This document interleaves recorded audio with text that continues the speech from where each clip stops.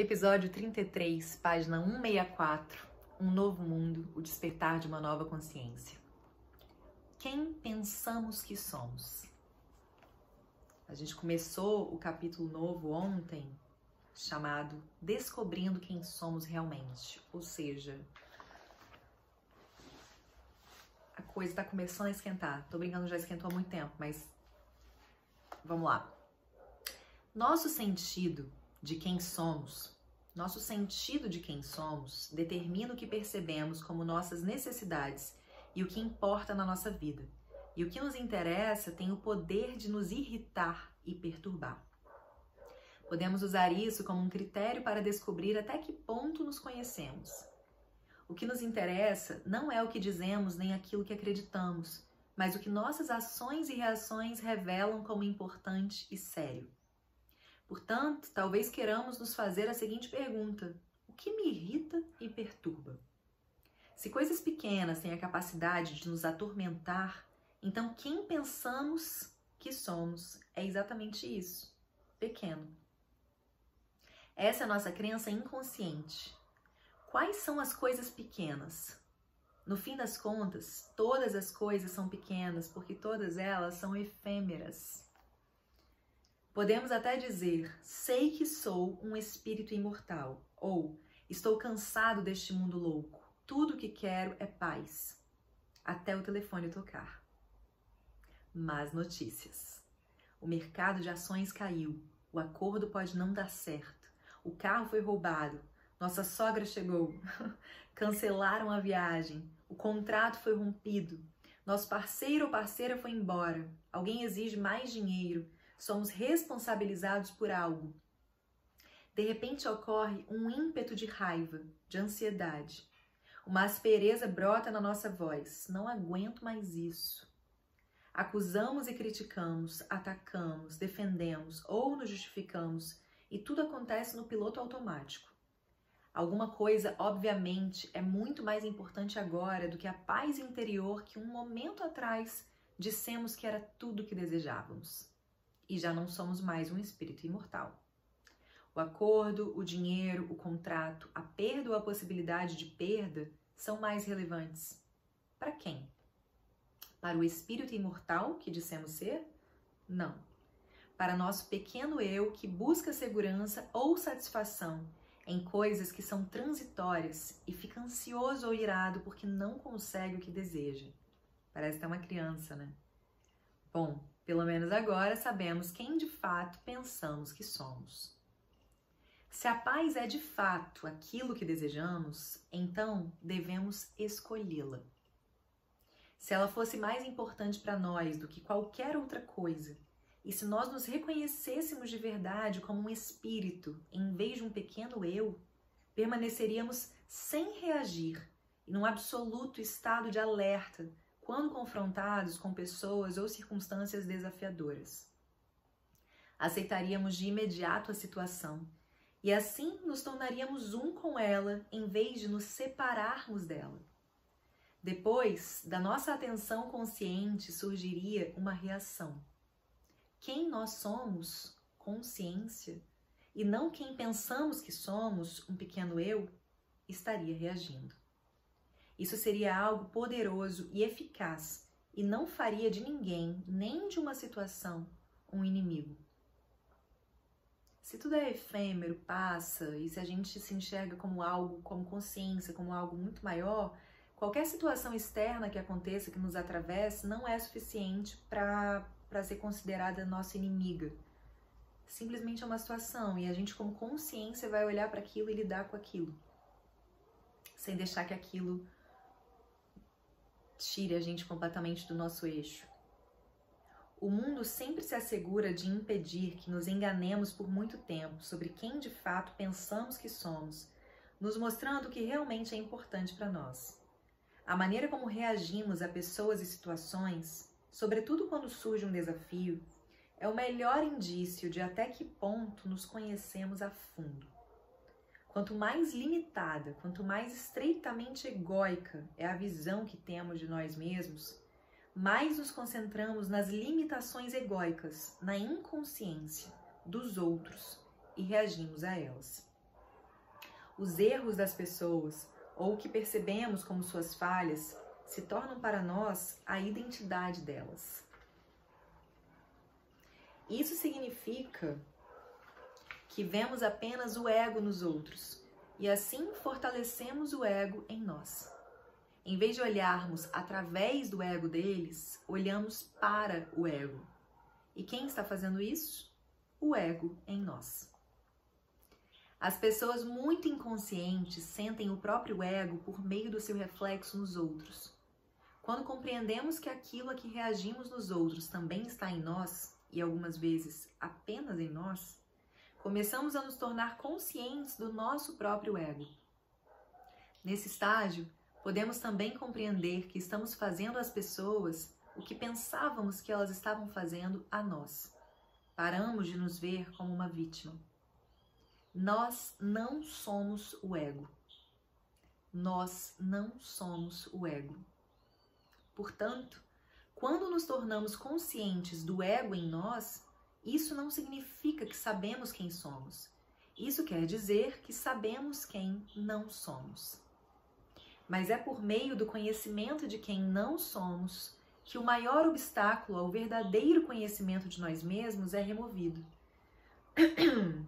Ninguém pode nos dizer quem somos. Seria apenas outro conceito, portanto não nos faria mudar.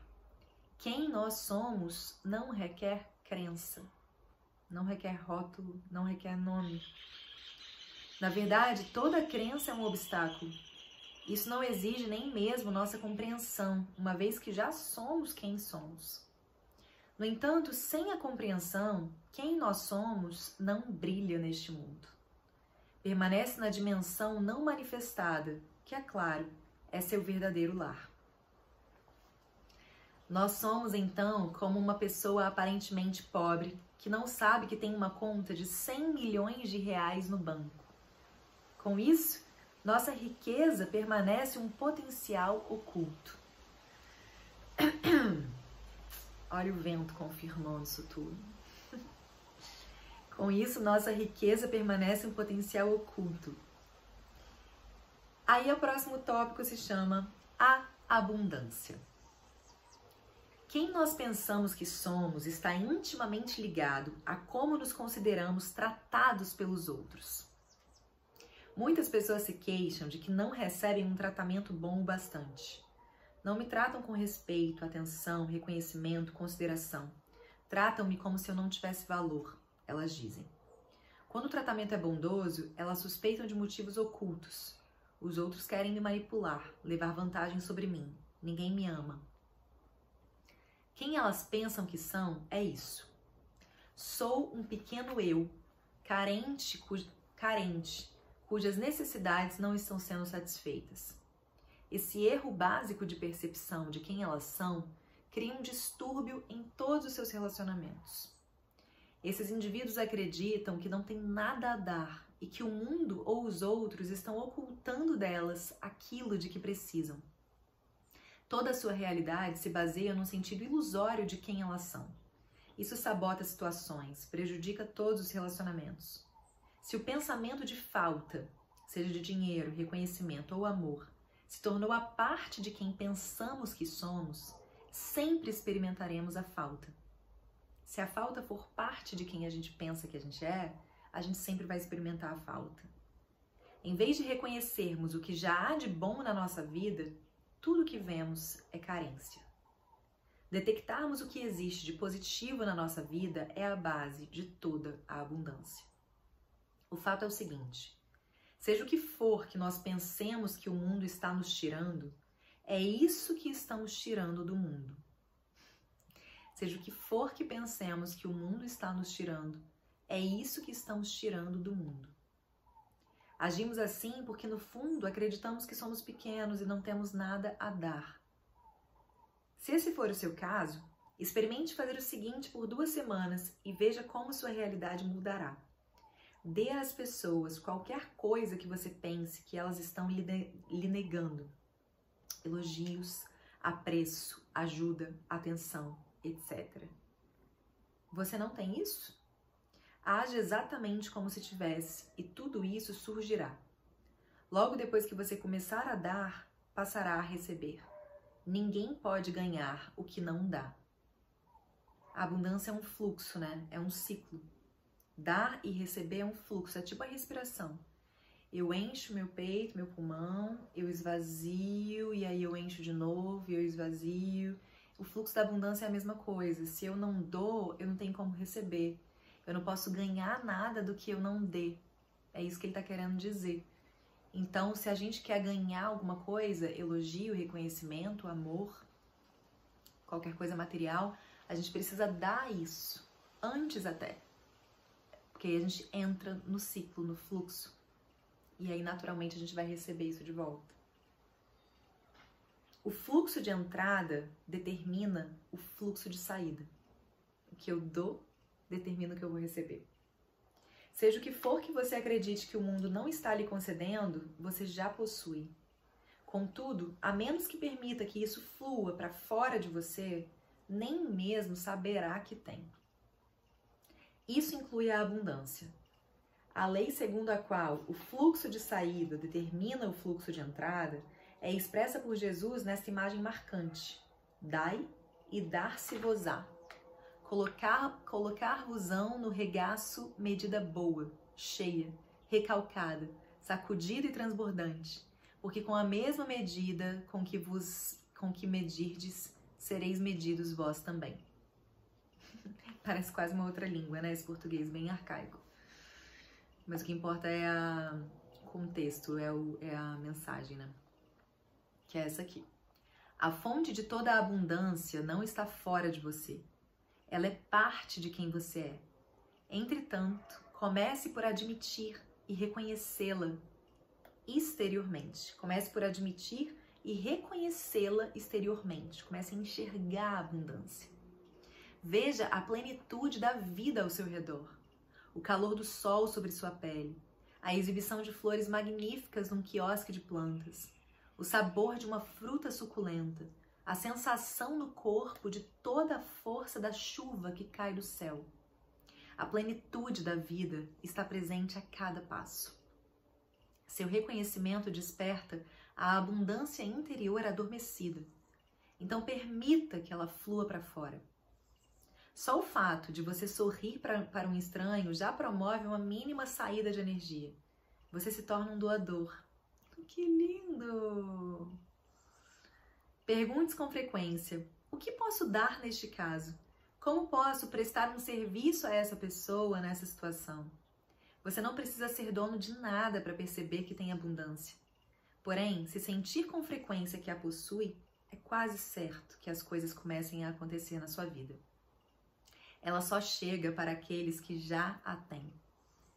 Parece um tanto injusto, mas é claro que não é. É uma lei universal.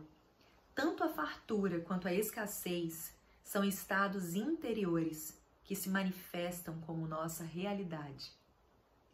Estados interiores que se manifestam como nossa realidade. Jesus fala sobre isso da seguinte maneira: pois ao que tem se lhe dará, e ao que não tem se lhe tirará até o que não tem.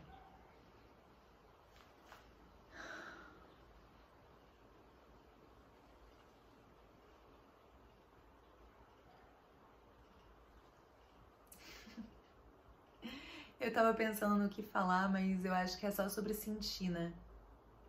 Eu não sei se tá dando pra ouvir aí, mas tem uma natureza muito vibrante aqui, o vento, os passarinhos, as árvores.